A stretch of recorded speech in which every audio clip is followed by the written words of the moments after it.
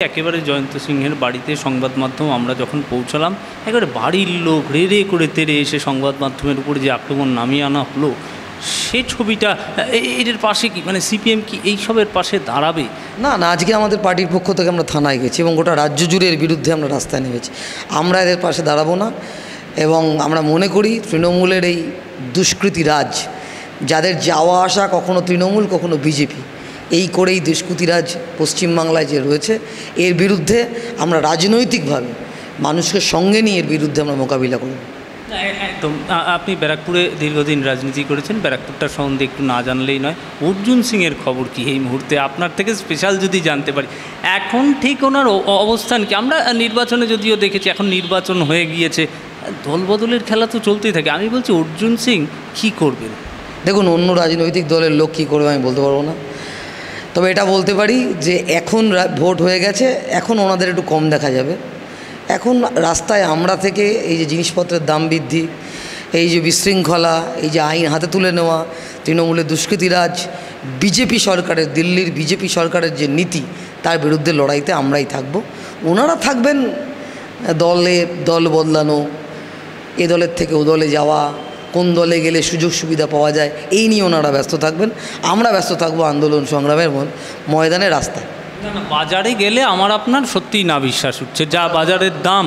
এবং সেইখানে দাঁড়িয়ে একটা প্রশাসনিক বৈঠক থেকে মুখ্যমন্ত্রী দায় চাপিয়ে দিলেন সেন্ট্রাল গভর্নমেন্টের উপর, বলছে সব জিনিস দাম বাড়ছে, এ তো কেন্দ্রীয় সরকারের দায়। আমি বলছি দায়িত্ব কি কিছুই নেই এই রাজ্যের ক্ষেত্রে? মুখ্যমন্ত্রী 2008 সালে মিছিল করতেন, এত দাম খাবো কি, বুদ্ধবাবু যাবে কি।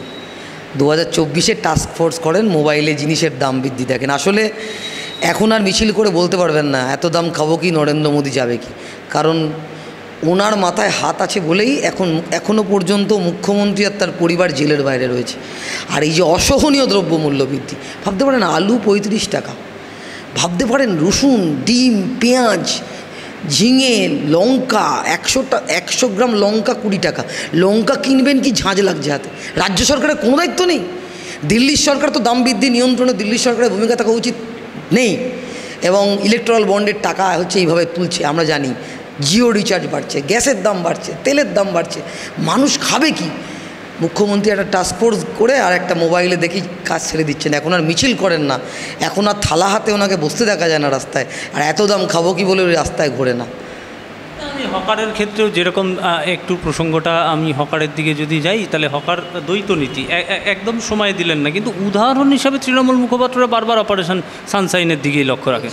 আমি বলছি যে এই হকারদের সময় না দেওয়া, বুলডোজার চালিয়ে দেওয়া, এবং তাদের তো যে ক্ষতির পরিমাণ হয়েছে সেই ক্ষতির পরিমাণও তো পুরনো। দেখুন, অপারেশন সানশাইনে হকারদের বিকল্প ব্যবস্থা করা হয়েছিল এবং গোটা রাজ্য জুড়ে সেটা হয়নি।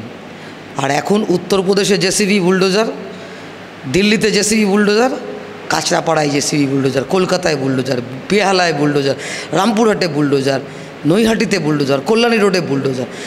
মুখ্যমন্ত্রী যোগীর যে সংস্কৃতি, মোদির যে সংস্কৃতি বুলডোজার, সেই কয়েকদিন আগে লক্ষ লক্ষ টাকা নিয়ে এরাই হকার বসিয়েছে।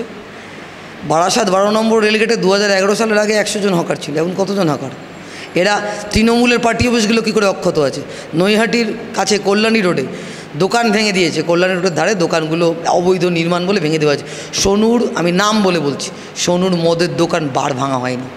তৃণমূলের পার্টি অফিস বহাল তবিয়তে রয়েছে, তৃণমূলের শহীদ বেদি বহাল তবিয়তে রয়েছে। আর যাদের ঘর ভাঙা হচ্ছে তাদের বলা হচ্ছে পরে আবার টাকা দিস বসিয়ে দেবো। লক্ষ লক্ষ টাকা কামিয়েছে এদের থেকে তৃণমূল কংগ্রেসের নেতারা, আর আজকে বলছি উঠিয়ে দেবো।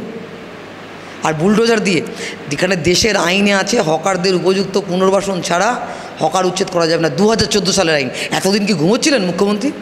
2014 সাল থেকে 2024 সাল 10 বছর টাইম পেলেন এই হকারদের নিয়ে পরিকল্পনা করার। হঠাৎ সুন্দর সকালবেলা উঠে বুলডোজার চালিয়ে দিচ্ছেন, জেসিবি দিয়ে ঘর ভেঙে দিচ্ছেন।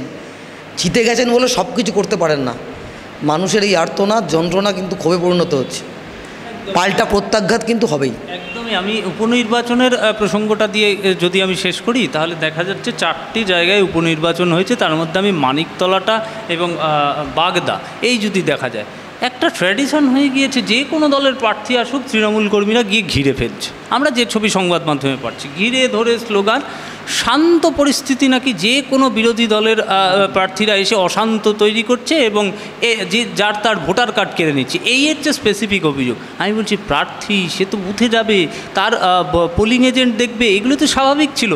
এই পরিস্থিতিতে মুখ্যমন্ত্রী বললেন সংবাদ মাধ্যমের দায়, কারণ পুলিশের কথা তারা শোনে না, একতরফা রিপোর্ট করে। তাহলে সংবাদ মাধ্যমের দায় চাপিয়ে উনি চলে গেলেন। না, কয়েকদিন আগে 2024-এর 4 জুন এত আসন জিতলেন, এত ভোট পেলেন, আর 2024-এর 10 জুলাই 4টে উপনির্বাচনে ভোট লুট করতে হলো, বিপক্ষ দলের প্রার্থীকে ধাওয়া করতে হলো, কেন্দ্রীয় বাহিনীকে বসিয়ে রাখতে হলো। কোথায় গেছে এদের দৈন্যতা?